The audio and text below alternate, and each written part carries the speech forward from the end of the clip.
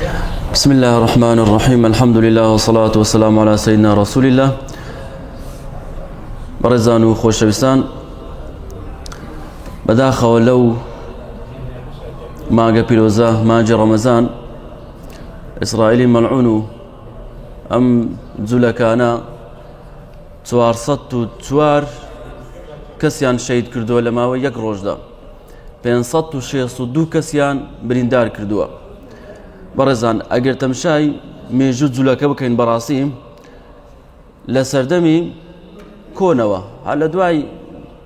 ئیسرائیل و کە حەزرەت یاعقوبە و دواتر مناڵەکانی و بڕۆ حتا بە درێژایی مێژوو ئەم جوولەکانە بەڕاستی زۆرترین غەدر و زۆرترین زوڵمیان کردیە. هیچ کەسێک بەقەدەر ئەم جوولەکانە پێغەمبەرانیان شەهید نەکردووە. لە ناو قورئانی پیرۆز بەڕێزان بەتابەت لە سوڕەتی بەقەرە بڕۆن سەیر بکەن، هیچ قەومێک بەقەدەر ئەم جوولەکانە خودای گەورە زەمی نەکردوون. دەست لە هیچ کەسێک ناپارێزن، مناڵ بێت، ئافرەت بێت، ئەویتر بێت. ئێمە بەڕاستی تەنها و تەنها ئەضعف الئیمانەکەمان لە دەستدایە و کە لە بەدڵ پێمان ناخۆش بێ و ئەگەر ئەوەندە لە وتارەکان باز بکەین و باسی زوڵمی ئەو قەومەی بکەین بەڕاستین و ئەوەی تریش دوعامان لە دەستە بەڕێزان. پێغەمبەری خوا صلی الله علیه وسلم یەکێک لەو چەکانی کە زۆر بەکاری هێناوە ئەوەی چەکی دوعاکردنە. ئێستا کە مانگی ڕەمەزانەوە بکە بەتابەت لە کاتی فتار زۆر دوعایان بۆ بکەن، هەروەکو حەقێکی ئینسانی و موسڵمانێتی کە ئەوانش برامانن و موسڵمانن زوڵمیان لێکراوە، هەروەکو ئێمەی کوردیش بەردەوام بەڕاستی لە مێژوودا هەر زوڵممان لێکراوە. بەڕێزان پێغەمبەری خوا صلی الله علیه وسلم زۆر گرنگی بەم دوعانە داوە. تەنانەت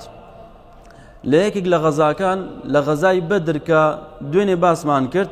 کە پێغەمبەری خوا صلی الله علیه وسلم زۆر دوعای کرد لە کاتی شەڕەکە و لە کاتی جەنگدا. ئەوەندە دوعای کرد تاوەکو فەرمی اللهم إن شئت لم تعبد بعد اليوم أبدا. ئەو کۆمەڵە موسڵمانە هەنا ئەی خوایە ئەگەر لە پاشان ئەو موسڵمانانە نەمێنن کەس تۆ ناپەرستێت ئەی خوای گەورە. بۆ زۆر دوعای کرد و خدای گەورە وەڵامی داوە إذ تستغيثون ربكم فاستجاب لكم أني ممدكم بألف من الملائكة مردفين. واتە ئێوە داوای یارمەتیتان کرد لە خدای گەورە و خدای گەورەش وەڵام ئێوەی داوە بە 1000 مەلایەکەت هات یارمەتی ئێوەیدا. ئەو مەلایەکەتانە هەری کاتێک ویستی خدای گەورە لەسەرت بەڕێزان بەڕاستی ئەگەڕێتەوە سەر نەسڕەتی موسڵمانان خدای گەورە پێوە ئەداتن. وەلەو کاتش بەڕێزان ابن مسعود دەجێڕێتەوە عەبدوڵای کوڕی مەسعود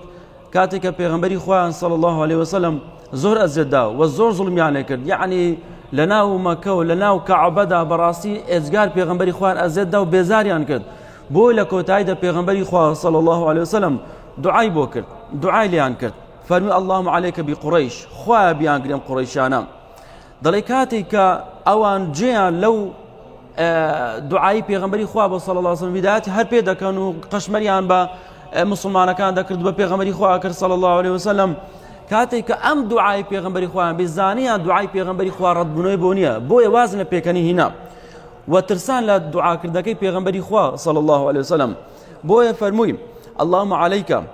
بأبي جهل بن هشام وعتبة بن ربيعة وشيبة بن ربيعة والوليد بن عقبة وأمية بن خلف وعقبة بن أبي معيط. دعاي لوانا همو کرد. انزا أفرمين سوين بخوا يك بيشان بيني همويا لشر بدر کوژران و کەسیان نەمان کە ئەمە بەڕاستی چەکێکی زۆر بەقوەتی پێغەمبەری خوا بوو صلی الله علیه وسلم و دوعای مەزلومیش بێگومان قبوڵە. خوای گەورە مۆڵەت ئەدا بەڵام ئیهمالت ناکە، تۆ هەر زوڵم بکەیت بێگومان ڕۆژێکە داتووە ئینشاء الله ئەوانش لەگەڵ ئەو زوڵما کۆتاییانە. بەڕێزان لە ئاەتێکی قورئانی پیرۆز هاتووە کە خدای گەورە ئەفەرمێت وەڕوو لە نەوەی ئیسرائیلەکە کە ئێوە دوو جار دەسەڵات دەگرنە دەست و و لە پاش هەردوو جارەکە هەری کاتێککە زوڵمتان کرد خدای گەورە کۆمەڵە بەندەیەک ئەنێری و بەندەی خۆی دەنێری و بۆ لە ناوچمتان. یەکێک لەو جارانە کاتێک کە لە دوای حەزرەتی سولەیمان و حەزرەتی داود بێگومان حکمی هەموو دنیایان کرد ئەو کات، بەڵام لە پاش وەفاتی ئەم دوو پێغەمبەرە گەورە و زوڵمیان کرد و ستەمیان کرد و تاوەکو خدای گەورەم بوخت و نەسری بۆوان ڕەوان کرد و هەر هەمویان تیا چوون، بەشەچکەمیان ما و هیچ دەسەڵاتێ نەما. لەو کاتەوەش ئەگەر تەماشای مێژوونەوەی ئیسرائیلی بکەین تاوەکو ئێستاش بە هیچ شێوازێک ئەو هێز و قووەتەی کە ئێستا هەیانە نیان بۆ لە مێژوودا ئیلا لە سەردەمی حەزرەتی داود و حەزرەتی سولەیمان نەبێت بێگومان لە مێژوو نیان بۆتەوە بێگومان لەو کاتش کە ئەوان لەو کات کە زوڵمیان کرد ستەمیان کرد خودای لە ناوی بردن ئێستاش بەڕاستی ئەو زوڵمەی کە ئێستا کردیانە بە هیچ شێوازێک لە مێژوودا نەبوو وێنەی نەبوو بەڕاستی بۆ ئینشاءڵڵا ئەوانە تکامان لە خودای گەورە وایە کە کۆتاییان بێت و بۆ ئەوەی کە ئەو زوڵم و ستەمەی بەڕاستی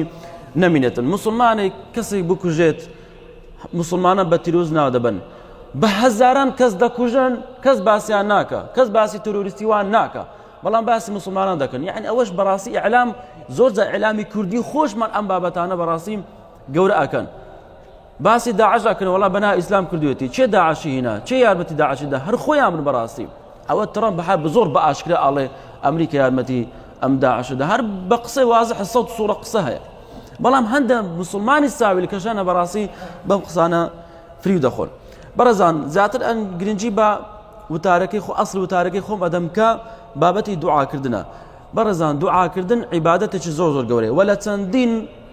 آيات وفرمودكاني بيغمري خوات صلى الله عليه وسلم وإذا سألك عبادي عني فإني قريب أجيب دعوة الداعي إذا دعان يعني تسندين آيات وخوا فرميكاتك بندكان بسياران كردو بيان بليك من نزيكم والله من دعاء كان أدموا وبيغمري خوات صلى الله عليه وسلم دفرد من لم يدعو الله سبحانه وغضب عليه وارو لدعاء اشترهاتو كبيغمري خوات فرمي صلى الله عليه وسلم هيش تقل لا خداي قولا لا دعاء كردن رزدارتني و گرنگترنیە وهروە کاتێککە دوعا بۆ مسلمانێکەکەی بەڕێزان بۆ کەسێکەکە کە ئاگای لێ نییە لە حەدیثی مای مسلم هاتووە ئەفەرمێ مەلایەکەتێک لەسەر سەر ڕاوەستا و ئەفەرمێت وەلەکە بمیثلین دوعای چی بۆ ئەم مسلمانە بکەی ئەو مەلایەکەتە کەسێکی باشتر لە تۆ دوعا بۆ تۆ ئەکا و دەڵێ هاوێنێ ئەو دوعای کە بۆ براکەت ئەەکەی لە بۆ تۆش بێتن وهروە پێغەمبەری خوا صلی الله عليه وسلم أفرميت من استغفر للمؤمنين والمؤمنات كتب الله له بكل مؤمن ومؤمنة حسنة هركس دعاء بهم مسلمان بكاتم اللهم اغفر للمؤمنين والمؤمنات والمسلمين والمسلمات دعاء مسلمان بكي هر مسلمان كي بيا بيديان آفرت بقدر هر مسلمان خدای گەورە چاکەیە کرد بۆ دەنووسێتن بەڕێزان دعا یەکێکە لەو شتانەی کە قەدەر ئەگۆڕێت تاکە شت کە بڵێن قەدەر بگۆڕێتن ئەمیش بابەتی دعاء كردنا پیغمبری خوا صلى الله عليه وسلم دفرميت لا يغني حذر من قدر واتا خو پاراستن لقدر هیچ استفاده نیه اتبلی والله اوشت دبی اوشت نابی او اخوان نسیتیم به هیچ وازک نابیتن اوی که نسیتی ابیت و اویشی که وستی خوای لسر نابیتن به هیچ وازک نابیتن انجا پیغمبری خوا افرميت والدعاء ينفع مما نزل ومما لم ينزل دعاء استفاده بو او بلايك داب زيوام وبو أو بلاش كهشتان نهاتوا وأفرمت وإن البلاء لينزل فيتلقاه الدعاء فيعتلجان إلى يوم القيامة أفرمي كاتك تو دعاءكي أم دعاء غبرو أو بلايا أبيتوا تاخري أكا تاوك الرجي قيامت واتلي ناقر أم بابلين بلايا بيتسسرت إذا هنكس ندكس ألين باشا خم بابتي قدر نسراوة توشتكان هم دياري كراوة ئەمە پێش چەند ڕۆژیشم بابەتەم باس کرد و دووبارەی ئەەکەمەوە بەڕێزان هەندێ شت هەیە لە قەدەردا و لە لەوح المەحفوظ کە نووسراوە چۆن نووسراوە من یان لە حەدیث هاتووە کە ئەفەرمێت هەر کەسێک سەردانی خزم و کەسەکانی بکە بێگومان تەمەنی درێژ ئەبێتن ئەمە ئەم قەدەرە چۆن دەبەڕێزان لە لەوح المەحفوظ هەندێک تعلیق کراوە واتە خوا نووسیەتی ئەگەر ئەو پلان بەندەی من ئەو خێرە بکاتن یان با بڵێن ئەو سەردانیە بکاتن بێگومان من 6 ساڵ تەمەنی ئەدەمێ ئەگە نەیکرد 50 ساڵ تەمەنی ئەدەمێ واتە لە لەوح المەحفوظ بەم شێوازە نووسراوزانان وا دەفەرمون و هەروە دەربارەی ئەم بەڵایەش خوا ئەفەرمێ ئەو بەندەی من ئەو بەلایەن بۆی دانەوە ئەگە دوعایەکەی کرد ئەوە من بەلایەکە لەسەر لا ئەبم بەڵام دوعایەکەی نەکرد بەلایەکەی یعنی با بڵێن بۆی دەنێرم ئێتر قەدەر بەم شێوازە بەڕێزان زانە ئەفەرمێ لە لەوح المەحفوظدا نووسراوەتەوە کەواتە بەڕێزان دوعا زۆر جار ئێمە ئەڵێن وەڵا بۆچی دوعاکانمان قبوڵ نابێتن دوعا بەس بێخلاسەوە بکە هەر قبوڵە بەڵام چۆن قبوڵە پێغەمبەری خوا ئەفەرمێت هەر کەسێک کە دوعایەک بکاتن بەڵام لە دوعاکە تاوانباری تێدا نەبێتن واتە شتی خراپ تێدا نەبێتن پچڕانی سچیلەی ڕەحمیشی تێدا نەبێت ئیلا خودای گەورە یەکێک لەو سێ شتانە پێدەبەخشێت یان ئەوەتە ئەم شتێک کە داوای کرد و خوای گەورە پێدەبەخشێت یانیش ئەوەتە دعاء عبادته الدعاء هو العبادة بيغمري خوافر بلكو يكك لدعاء عبادة قورا كان أجا أوشتك دعوت كردو قبول نبو بيقمان لروج قيامة خدا قورا باداش أداته بعبادتك زور قورا لسر ميزاني حسنات دادن دريتن باشا أجر أوجنبو بيقمان شتي خراب لسر أفرميد وإما أن يصرف عنه من السوء مثلها هاوش بيني أوشتك تو دعوات كردوا خدای گەورە بەڵایان شتێکی ناخۆش لەسەر هەڵدەگرێت ڕەنگە دەیان بەڵا هاتبێتە سەرت بەڵام بەواسە ئەم دوعانەی کە کردوتام بەلایەکە لاچ بێت هەست شت پێ نەکرد بێت کەواتە یەکێک لەو سێشتانە ئیلا بۆ دەبێت زۆر جار وایە ڕەنگە بە یەک دوعا هەر سێشتەکانیش لەو بێتن احتیاطیە کابرای مەسەڵەن دوعایەکە خواگەر دوعاکەی قبول بکە بەلایەکی لەسەر هەڵبگریم وهروە بێگومان عیبادەتشە هەموو کار عیبادەتە بێگومان ئینسان بەس ئیخلاصە بێت بە عیبادەت لە بۆی دەنووسرێتن بەڕێزان بێگومان هەندێک کاتێ بێگومان دوعاکردن قبوڵە یعنی جاکرایت میسال هەر حاڵەتێک بتوانی وەخۆ دەتوانین دوعا بکە کێشە نییە بەڵام پێش نوێژی بەیانی لە سەحەردا تەئکید لێکرایتەوە لە کاتی فتار ئەوانی کە بە ڕۆژون لە کاتی فتار ئەکەیتەوە بێگومان لەو حاڵەتانە پێغەمبەری خوا فەرمووی دوعاکانتە قبوڵە لە ڕۆژانی هەینیم نێوان بانگ و قامەت لە کاتی بارین لە سێکی شەو ولو کاتێک ئینسان لە سوژدەدایە یان لە دوای نوێژە فەرزەکان لە کاتی ناخۆشی نەخۆشییان تووشی نەخۆشی ئەبی یان لە کاتی لە سەفەردای لە شەوەکانی قەدر ئەمانە ئەم شوێنانن کە دوعا لێ قبوڵە هەندە ئادابیشی بێگومان پێویستە جێبەجێ بکرێت بەڕێزان کاتێک کە ئینسان لە بەرامبەر خودای گەورە داوای شتێکەکات دەی بزانێت کە چۆن دوعاکەی خۆی ئەکا دەستەکانی خۆت بەرز ئەەکەیتەوە نە زۆر زۆر و ئاسمانێ بیت نە زۆر بینی تخوارێ احتیاجی خۆ دەستەکانی خۆت ڕائەگری وهروە کاتێک کە دوعاکە ئەکەیت فکر لەلا بێت ئەتۆ دوعا بکەیت و فکر لەلایەش کە بێمە دوعاکردن نییە وهروە ئەو دوعایەکە ئەکەیت نە زۆر بەپەلە بکەیت نە زۆریش هێواش بکەیت و قسەکردنەکەت نە دەنجی خۆت بەرز زۆر بەرز بکەیتەوە نە دەنجی خۆشت یعنی تاو بخۆشت جێرێ نەبی ناتۆزێکیسان دەنجی دەربێتەوە جێ لە دەنگەکانی خۆ بێتن وهروە ئەو دوعایە ئەیکەیت سێجار دووباری بکەوە و ئیلحاح لە خودای گەورە بکە زۆری لێ بکە لۆی خواگر دوعاکان قبول بکە نەک بڵێ وڵای خودایە لێم خۆش بە ئەگەر پێت خۆشە ئەمانە دوعاکردنی غەڵەت ئەم شێوازە دوعاکردنەیە بەڵێ ڕزام وایە ئەی خودای گەورە لێمان خۆش بێت تکات لێ ئەکەم ئەی خوا لێم خۆش بێ ئیلحاح بکەوە چۆن مناڵێک تەشبێنێ مناڵێک زۆر جان هات داوا لە دایکی ئەکا و دەستی داچی و کشمەکی دایکی ڕادەچێشی و هەر زۆری لێ دەکات لۆی دایکی شتەکەی بۆ بکات تەشبێنە بە ئینسان بەرامبەر خودای گەورە ئەبێ بەم شێوازە بێ ئەبێ ئیلحاح بکات بۆی خوای گەورە ئیشەکەی لە بۆ بکاتن وهروە بەڕێزان کاتێک کە ئینسان دوعا ئەکات ڕاستەخۆ نەڵێ یا ڕەبی یا ڕەبی ئێستا دوعاکە بکە نا ئینسان هەندێک ذکر و ئەوراد هەیە لە پێشدا بکە گرینگە بێگومان ڕۆژێک لە ڕۆژەکان پێغەمبەری خوا صلی الله علیه وسلم دیارە کەسێک دێتە ناو مزگەوتی پێغەمبەری خواوە فضالی کوڕ عوبەیدە ژێڕێتەوە کابرایەک هاتە ناو مزگەوتی پێغەمبەری خوا صلی الله علیه وسلم فەرمی اللهم اغفر لي وارحمني خوا لێم خۆش بە و ڕەحمم پێ بکەی و پێغەمبەری خوا فەرمی عجلت أيها المصلي پەلەت کرد ئەی کەسی نوێژکەر کاتێک کە نوێژ کرد إذا صليت فقعدت فاحمد الله بما هو أهله وصلي عليه ثم ادعه أي مصلي تۆ پەلەت کرد لەو دوعاکردنەدا کاتێک کە لە بۆ نوێژ دانیشتی نوێژەکەی خۆت کرد و ئینجا سوپاسی خودای گەورە بکە یعنی ذکرەکان بکە سبحان الله والحمد لله الله وآيات کورسی بخوێنە و ئینجا صلاوات لەسەر من لێ بدە لە پاشان دوعاکەی خۆت بکە إمام عمر قصة أفرميت إن الدعاء موقوف بين السماء والأرض لا يصعد منه شيء حتى تصلي على نبيك صلى الله عليه وسلم أفرميت دعاء راوستا لنوان زوي آسمان هیچ بەهیچ شێوازێ بەرز نابێتەوە تاوەکو سەڵاوات لەسەر پێغەمبەری خوا لێ نەدەی صلی الله عليه وسلم کەواتە سەڵاوات زۆر تەئەکید کرایتەوە لە پێش دوعاکردنەکانماندا یەک لەو هۆکارانەی بەڕێزان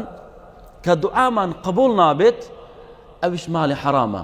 ماڵی حرام وا ئەکە بە هیچ شێوازێک دوعاکان قبول نەبێت تەنانەت پێغەمبەری خوا صلی الله عليه وسلم باسی پیاوێکەکا و لە سەحرایەکدایە و تێنووە و کەسی لەلانیە و چاوەڕێ مردنی ئەکا دڵ یا ڕەبی یا ڕەبی دوعاکە دەپارێت و لە خودای گەورە بەڵام پێغەمبەری خوا ئەفەرمێ ئەم کابرایە ومەطعمه حرام ومشربه حرام وملبسه حرام وغضب بالحرام فأنى يستجاب لذلك ئەم کابرایە خواردنەکەی حرامە خواردنەوەکەی حرامە وهروە شمەکەکەی بەری هەر هەمووی حرامە هەر بە حرام پێڕاگەیشتە ئەمە چۆن دوعا ئەم کابرایە قبول دەبێتن و شتێکی تر بەڕێزان ئینسان کاتی کە دوعاکە نابێت پەلە بکە پێغەمبەری خوا ئەفەرمی یستەجاب لأحدکم ما لم يعجل يقول دعوت فلم يستجب لي ئەفەرمی دوعای ئێوە قبول دەبێت بەو مەرجای پەلە نەکا پەلەکردنەکە چییە دەڵێ وەڵا دوعام کرد و خوا قبولی نەکرد ناتۆ هەر ڕجا بکە داوا بکە خدای گەورە ئینشاءڵڵا قبولی دەکاتن بەڵام بە کورتی بەڕێزان هەر کاتە دوعامان قبول نەبوو بێگومان ئیلا خەتایەکە لە خۆمانە ئادابەکەی نازانین ماڵەکەمانیان حرامە یانیش ئەوەتە هۆکاری لە هۆکارەکان هەیە بۆ نمونە خەڵکی بەسڕە دێنە لای ئیبراهیمی کوڕی ئەدهەم پیاوێکی زۆر زۆر گەورە مەشهورە لە مێژووی ئیسلامی لە سەلەفێت ساڵحدا ژیا و پیاوێکی یعنی وەلی خدای گەورە بەم پیاوەیە ناوی لە هەموو کتێبە سیرەکاندا هاتووە گوتیان یا ئەبا ئیسحاق إن الله تعالى يقول في كتابه ادعوني أستجب لكم أي أبو إسحاق خدای گەورە لە قورآانی پیرۆز فەرموویەتی داوام لێ بکەن منیش دوعاکانتە قبول ئەکەم ئێمە دوعا ئەکەین و وەڵام نادرێنەوە دوعاکەمان قبول نابێت فەرمی یا ئەهلە بەسڕە يا أهل البصرة ماتت قلوبكم في 10 أشياء دڵتان لە دەشتدا مردووە یەکەمیان فەرمووی ئێوە خوا ئەناسن و بەڵام حەقی خودای گەورە بە تەواوی نادەن دووەمیان فەرمووی ئێوە قورئان دەخوێننەوە بەڵام بە تەواوی عەمەلی پێ ناکەن سێیەمیان ئێوە باز لە خۆشەویستی پێغەمبەری خوا ئەکەن صلی الله عليه وسلم بەڵام سنەتی پێغەمبەری خواتان صلی الله عليه وسلم تەرک کردووە چوارەمیان ئێوە ئەڵێن ئێمە دوژمنی شەیطانینەوە شەیطانمان کردوتە دوژمنی خۆمان کەچی لەگەڵی ڕێک دەکەون پێنجەمیان ئێوە دەڵێن ئێمە بەهەشتمان پێخۆشە و بەڵام کاری کوردەوی بە تەواوی بۆ ناکەن شەشەمیان فەرمی ئێوە ئەڵێن ئێمە لە ئاگری دۆزەخ ئەترسین و کەچی خۆتان دەخنەوە ئاگری دۆزەخ و خۆتان بە تەواوی لێ ناپارێزن حەفتەمیان فەرمی ئێوە دەڵێن مردن حەقە و کەچی خۆشی بۆ ئامادە ناکەن هەشتەمیان ئێوە خۆتان مەشغوڵ کردووە بە عایبی براکانتان و عایبی خۆشتان لەبیر کردووە نۆیەمیان ئێوە نیعمەتی خودای گەورە ئەخۆن و کەسی شکرانە بژێری ناز و نیعمەتەکانی خودای گەورە ناکەن دەیەمیان